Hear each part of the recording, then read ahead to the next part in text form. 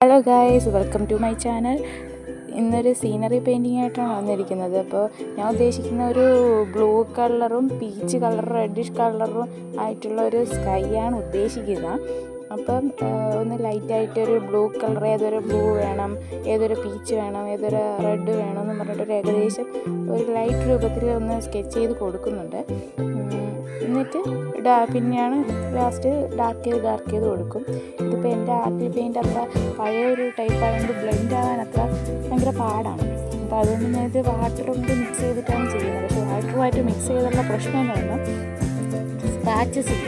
Scratches ചെയ്യുമ്പം നമുക്ക് അത്ര ബ്ലെൻഡിങ് എഫക്റ്റ് നല്ലൊരു ബ്ലെൻഡായിട്ടുള്ള ഇതിൽ കിട്ടത്തില്ല.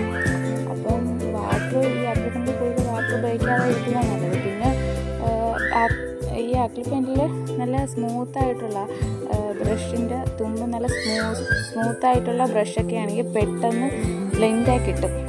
പിന്നെ ഒരു ബ്ലാക്ക് കളറിൽ പില്ല് വരയ്ക്കാൻ വേണ്ടിയിട്ട് ഏതുവരെ വേണം എന്നുള്ള ഒരു ഉദ്ദേശം വരയ്ക്കാൻ വേണ്ടി ഞാൻ ബ്ലാക്ക് കളർ സ്പ്രെഡ് ചെയ്ത് കൊടുക്കുന്നുണ്ട്.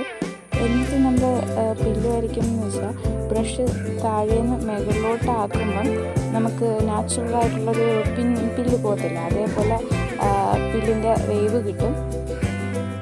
റിയലിസ്റ്റിക് ആക്കാൻ വേണ്ടിയിട്ട് സൂര്യൻ്റെ ഭാഗം അസ്തമിച്ചല്ലേ നിൽക്കുന്നത്. അപ്പോൾ സൂര്യൻ്റെ കാണുന്ന ഭാഗം നല്ല റെഡ് കളറിലായിരിക്കും. അങ്ങനെ ഞാനത് ഇവിടെ റെഡ് കളറൊക്കെ കൊടുത്തിട്ട് പീച്ച് കളറുമായിട്ട് ബ്ലെൻഡ് ചെയ്ത് എടുക്കുന്നുണ്ട്. അങ്ങനെ ബ്ലൂവും പീച്ചും റെഡും എല്ലാം കൂടെ ചെയ്ത് ബ്ലെൻഡ് ചെയ്ത് എടുത്തിട്ട് എനിക്ക് ഏറ്റവും കൂടുതലൊരു അബദ്ധം പറ്റിയതെന്ന് വെച്ചാൽ ഈ മാസ്കിൻ ടേപ്പ് ഉപയോഗിക്കുമ്പോൾ നമ്മൾ ഒരു ടേബിളിലോ ഒരു തുണിയിലോ വെച്ച് ആ മാസ്കിൻ ടേപ്പ് ഒരുപാട് തവണ വച്ചും എടുത്തും അങ്ങനെ എടുക്കുമ്പോൾ ആ മാസ്കിൻ ടേപ്പിലെ പശ കുറയും. അപ്പം നമ്മൾ ഈ മാസ്കിൻ ടേപ്പ് പേപ്പറിൽ വയ്ക്കുമ്പോൾ ആ പേപ്പറോട് ഇളകി വരത്തില്ല. പക്ഷെ ഞാനിത് ചെയ്യാൻ മറന്നുപോയി.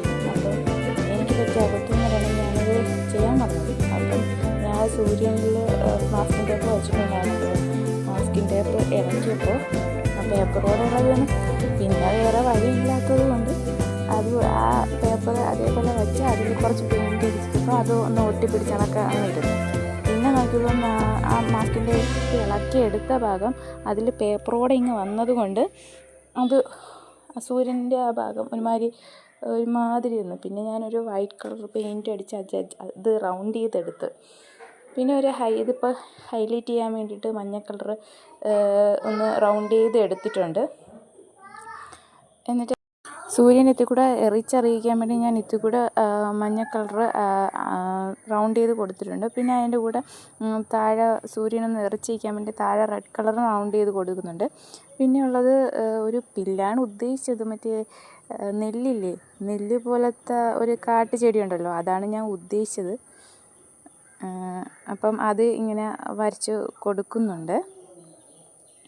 അപ്പം മാസ്കിൻ ടേപ്പ് ഉപയോഗിക്കുന്നതിൻ്റെ കാര്യം ഞാൻ പറഞ്ഞത് എല്ലാവരും അത് പ്രത്യേകം ബിഗിനേഴ്സിന് ഈ ടിപ്പ് വളരെ ഉപയോഗപ്പെടും. കാരണം പലവർക്കും ഇത് അങ്ങനെ ഒരുപാട് പേർക്കൊന്നും അറിയാൻ ചാൻസ് ഇല്ല ഇത്. അപ്പോൾ ഈ മാസ്കിൻ ടേപ്പ് ഉപയോഗിക്കുമ്പോൾ ഒരുപാട് തവണ അതിൻ്റെ പശ കളഞ്ഞിട്ട് മാത്രം ഉപയോഗിക്കുക. അല്ലെങ്കിൽ ഇതേപോലെ ഒരു അബദ്ധം നിങ്ങൾക്കും പറ്റും. അങ്ങനെ പില്ലും അതും ഇതൊക്കെ വരച്ച് കൊടുക്കുന്നുണ്ട്. പിന്നെ നമ്മൾ ഏറ്റവും നാച്ചുറലായിട്ടുള്ള പില്ല് കിട്ടണം അങ്ങനെ ഉണ്ടെങ്കിൽ നമ്മൾ താഴേന്ന് മുകളിലോട്ട് ബ്രഷ് ഒന്ന് സ്പ്രെഡ് ചെയ്ത് കൊടുത്ത് ഇങ്ങനെ നാച്ചുറലായിട്ടുള്ള ഒരു പില്ലിൻ്റെ വേവ് അങ്ങ് വന്ന് നിൽക്കും. ബാക്കിൽ ഒരുപാട് സൗണ്ടുകൾ കേൾക്കും. അത് വേറെ ആരുമില്ല, എൻ്റെ മോളാണ്. അവൾ കിടന്നിട്ട് സൗണ്ട് ഉണ്ടാക്കുന്നതാണ്. അങ്ങനെ പില്ലിൻ്റെ തുമ്പിലൊരു മുത്ത് പോലെ കാണുമല്ലോ, അതാണിപ്പോൾ വരച്ചു കൊടുക്കുന്നത്. അപ്പോൾ ഇതാണ് എൻ്റെ സീനറി പെയിൻറ്റിങ്. എല്ലാവർക്കും ഇഷ്ടപ്പെട്ടെന്ന് ഞാൻ വിചാരിക്കുന്നു. ഇഷ്ടപ്പെട്ടിട്ടുണ്ടെങ്കിൽ ലൈക്ക് ചെയ്യുക, ഷെയർ ചെയ്യുക, സബ്സ്ക്രൈബ് ചെയ്യുക. അപ്പോൾ ഇത് ബിഗിനേഴ്സിനൊക്കെ ഒരു എളുപ്പത്തിന് വരയ്ക്കാവുന്നേ ഉള്ളൂ. അപ്പോൾ എങ്ങനെയുണ്ടെന്ന് നിങ്ങൾ വരച്ച് നോക്കിയിട്ട് കമൻറ്റിലൂടെ പറയുക. Okay, thank you.